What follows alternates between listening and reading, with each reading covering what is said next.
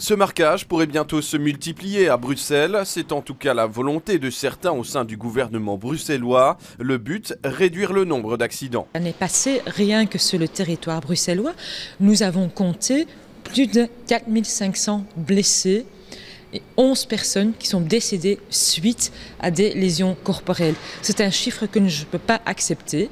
Et donc oui, effectivement, je propose d'installer une zone 30 pour le territoire bruxellois, avec bien sûr des exceptions qu'il faudra déterminer avec les bourgmestres des communes concernées. Du côté de l'opposition, on se dit favorable, mais à certaines conditions. L'idée n'est pas mauvaise en soi, mais telle quelle, ça ne veut rien dire. Je veux dire qu'il faut hiérarchiser les voiries.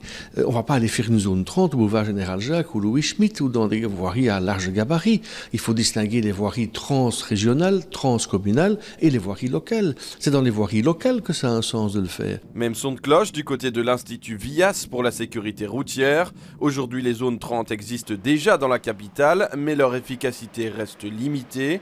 Près de 90% des automobilistes ne les respectent pas et la vitesse s'élève la plupart du temps à 45 km/h au lieu des 30. C'est pourquoi des aménagements sont nécessaires. Ça peut être par exemple un rétrécissement de voirie, ça peut être une chicane. Deuxièmement, il faut rappeler cette zone 30 aux automobilistes qui auraient éventuellement été distraits par des marquages routiers, par une répétition de panneaux, par des aménagements par exemple de type chicane, de type coussin berlinois, donc des rehausseurs par exemple. En plus des aménagements, reste l'intensification des contrôles. À ce propos, la secrétaire d'État annonce plus de moyens pour les policiers.